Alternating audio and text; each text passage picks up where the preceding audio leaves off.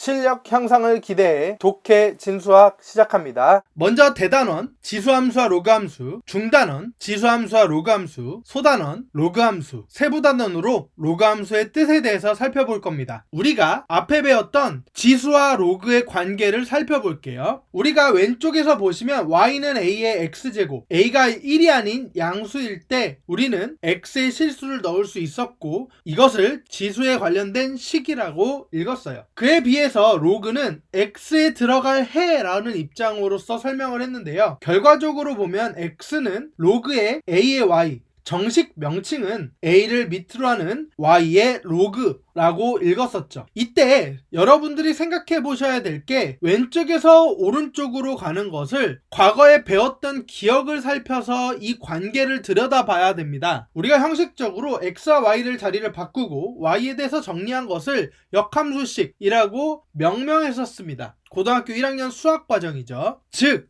우리는 로그함수를 어떻게 바라볼 거냐면 지수함수의 역함수 관계로서 바라보겠다라는 뜻이에요. 자, 중요한 질문 하나 할게요. 로그함수가 지수함수의 역함수라면 어떤 조건이 있어야 가능했을까요? 기존함수, 즉 지금은 지수함수죠. 지수함수가 1대1 대응이어야 지수함수의 역함수가 존재했죠. 다시 말하면 로그함수가 존재한다는 것은 지수함수가 1대1 대응이다 라는 뜻이에요. 우리는 이 말을 명제로 설명했는데요. 지수함수의 역함수가 존재한다는 것은 지수함수가 1대1 대응이라는 것과 필요충분 관계에 있다라고 설명했었죠. 그렇다면 지수함수가 1대1 대응이라는 것은 두 가지 조건을 살펴봐야 됐죠. 하나는 1대1 함수고 두 번째는 공역과 치역이 같다라는 뜻입니다. 고등학교 1학년 수학과정에서 그래프를 통해서 1대1 함수인 것을 체크하는 방법이 있었어요. 그 방법은 바로 수평선 판정법입니다. 자, y는 a의 x제곱일 때 a가 1보다 큰 경우입니다. 수평선 판정법에 의해서 보시면 각각 다 수평선에 대해서 한 점만 만나는 걸 확인해 볼 수 있죠. 따라서 1대1 함수가 맞습니다. 다음으로 밑 a가 0하고 1 사이일 때도요. 수평선 판정법에 의해서 한 점만 만나니까 1대1 함수가 되는 거죠. 결국 지수함수는 1대1 함수가 맞습니다. 그럼 이제 두 번째로 공역과 치역이 같은지를 확인해야겠죠. 일단 먼저 생각해 보셔야 되는 건 밑 a가 1보다 클 때는 치역이 양의 실수집합이었습니다. 마찬가지로 밑 a가 0하고 1 사이일 때도 치역은 양의 실수집합이었어요. 그런데 지수함수의 공역이 어떻게 됐는지 기억하시나요? 바로 실수 전체 집합이었죠. 따라서 공역은 실수 전체 집합, 치역은 양의 실수 집합. 그러므로 치역은 공역과 같지 않죠. 분명히 로그 함수는 지수함수의 역함수 관계로 설명하고 싶은 겁니다. 어떻게 해야 될까요?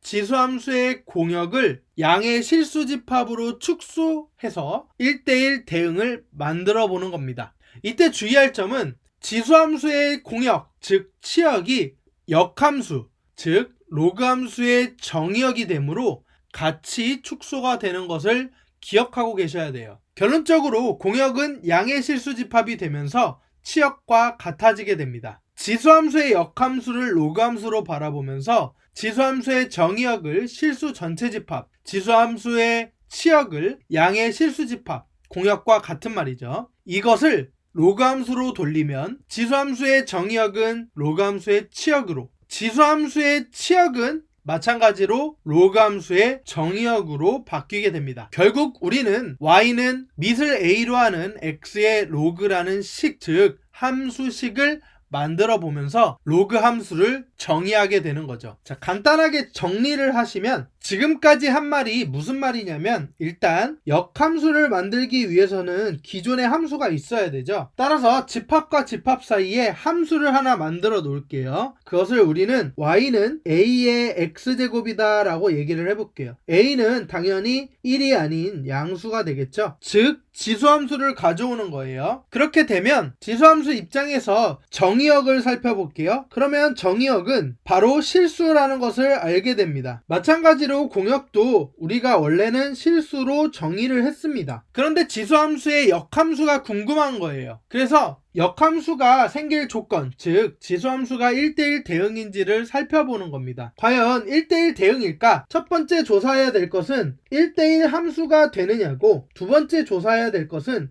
공역과 치역이 같은지를 조사해야 돼요. 그래서 지수함수 식을 우리가 살펴보니까 지수함수는 a가 1보다 크면 이런 식으로, 그 다음에 a가 1보다 작으면 점선으로 나타냈었죠. 그런데 다행히도 수평선 판정법, 어떤 선을 지나더라도 점선끼리만 보면 초록색 선과 만나는 점은 하나씩밖에 없다라는 것을 볼 수 있고, 실선도 초록색과 하나씩만 만난다라는 것을 볼 수 있어요. 물론 우리가 1:1 함수를 명제로 설명해서 x1과 x2가 다르면 f의 x1과 f의 x2가 다르다 라는 명제를 활용해서 1:1 함수를 체크하셔도 됩니다. 어쨌든 1:1 함수가 됐어요. 그런데 문제는 치역입니다. 치역은 a가 1보다 크든 a가 0과 1 사이든 상관없이 보시는 것과 같이 치역은 양의 실수 집합이라는 것을 알 수 있습니다. 그러니까 공역과 치역은 다른 거죠. 1:1 대응이 되지 않으니까 지수함수의 역함수는 존재하지 않는 겁니다. 그런데 잘 생각해 보시면 공역을 바꾼다고 해서 함수 자체가 그래프 또한 크게 변화되지 않습니다. 사실 정의역과 치역이 그래프에 영향을 주죠. 따라서 우리는 슬그머니 지수함수의 공역을 치역으로 좁히기 시작합니다.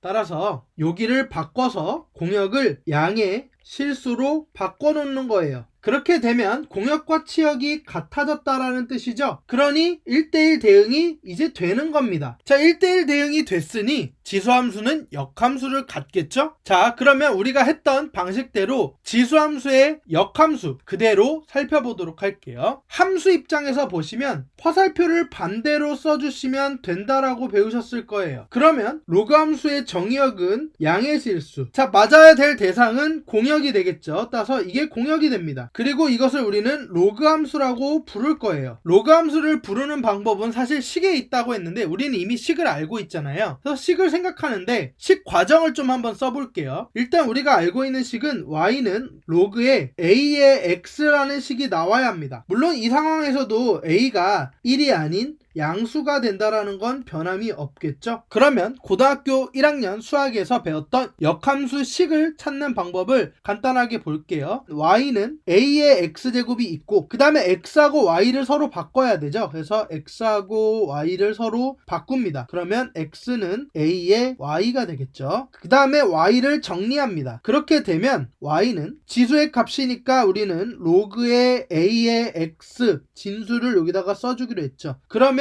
우리가 원하는 식을 얻게 되는 거죠. 따라서 여기에 있는 정의역이 우리는 x가 될 거고, 그런데 정의역이 양의 실수집합이라는 겁니다. 그리고 나서 양의 실수집합에서 식을 따라서 대응을 하겠죠. 공역으로. 이 식도 마찬가지로 함수의 두 조건을 만족할 거고요. 이 식이 함수의 두 조건을 만족하는 이유는 지수함수가 1:1 대응이었죠. 따라서 이것이 바로 로그함수의 뜻입니다. 일단 양의 실수집합이니까 정의역이 원점을 기준으로, 원점은 들어갈 수 없겠죠. 이게 정의역이에요. 그리고 공역은 실수 전체 집합이니까 어떤 구간이든 상관없겠죠. 즉 우리가 알 수 있는 것은 양의 x축과 1사분면과 4사분면의 그래프가 그려지겠구나 라는 특징이 있습니다. 자, 자세한 그래프의 내용은 다음 시간에 로그함수의 그래프에 대해서 살펴보면서 이야기를 하도록 하겠습니다. 독해 진수학과 계속 함께하고 싶다면 구독, 좋아요, 댓글, 좋아요